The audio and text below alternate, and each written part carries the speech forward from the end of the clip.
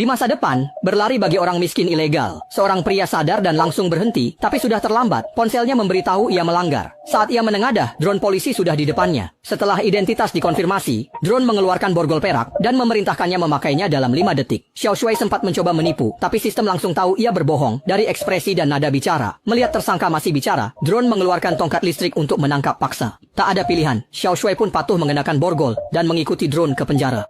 Penjara itu tidak dijaga siapapun. Xiao Shui meletakkan barang pribadinya ke kotak, lalu menerima pakaian tahanan dari ban berjalan. Ia mengganti pakaian, mengikuti petunjuk sistem ke sel, dan pintu sel tertutup. Layar besar memperkenalkan layanan penjara, tapi Xiao Shui hanya ingin tahu kapan bisa keluar. Beberapa profil pengacara muncul di layar, dan ia memilih yang nilainya paling tinggi. Namun, menyewa pengacara butuh 10.000 yuan, uang yang tidak ia punya, jadi ia memilih pembela umum gratis. Komputer memprediksi kemungkinan ia dinyatakan bersalah 89%, dengan hukuman 45 hingga 47 tahun. Penjajah kaki 5 itu mencoba membela diri, tapi lawan menyarankan mengaku bersalah agar hukuman berkurang 5 hingga 7 tahun.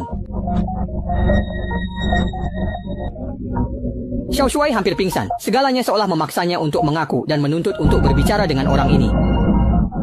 Bing, please, human being. Apakah Anda ingin menelepon? Ya. Siapa ingin kamu panggil? Dia ingin menghubungi kantor polisi setempat, dan syarat ketentuan muncul di layar untuk ditandatangani. Xiao Shui tidak membacanya sebelum mengklik setuju. Panggilan cepat tersambung, tapi sistem tetap bilang dia akan dialihkan ke operator manusia dan harus menunggu. Xiao Shui menunggu lama sebelum dibangunkan notifikasi dan panggilan terputus oleh sistem. Layar menunjukkan saldo rekeningnya habis. Ternyata, panggilan telepon tadi berbayar, 3 yuan per menit. Xiao Shui marah, menyebut ini penipuan biaya, tapi sistem menampilkan syarat dan ketentuan yang baru saja dia setujui, tertulis aturan 3 yuan per menit. Xiao Shui hampir gila karena marah. Dia terus mengeluh di sel, tapi sistem tidak menggubris. Setelah lelah memaki, dia berbaring istirahat. Sistem bertanya, apakah dia ingin mematikan lampu? Ternyata itu juga berbayar. Xiao Shui tetap dikurung. Keesokan harinya sistem memperkenalkan layanan sel penjara, mengatakan di penjara bisa bekerja dan mendapat gaji. Xiao Shui memilih pekerjaan tangan. Dia menerima kotak dan mengikuti petunjuk belajar merajut sweater. Dia punya banyak waktu, setiap selesai merajut satu sweater dan mengirimkannya, saldonya bertambah beberapa mao. Ini memberinya sedikit harapan, dan dia mencoba merajut model lebih rumit. Makanan yang dia makan tiap hari juga dipotong dari gajinya. Xiao Shui terus bekerja tanpa henti, uang di akunnya perlahan bertambah. Hari ini, akhirnya dia menabung 5 yuan. Xiao Shui ingin menelepon keluar, kali ini memilih ibunya. Telepon tersambung, dan dia ingin segera menyampaikan hal penting.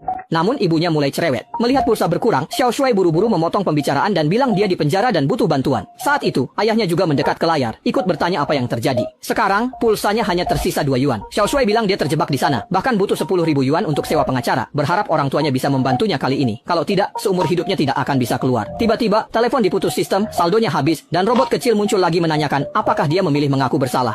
Xiao Shui berteriak marah, tapi setelah tenang dia tetap merajut sweater. Suatu hari, saat hendak makan, drone datang mengingatkan waktu sidang dan menanyakan apakah dia mengaku bersalah. Jika mengaku sukarela, hukumannya bisa dikurangi 5-7 tahun. Xiao Shui putus asa, tampaknya dia tidak bisa lolos.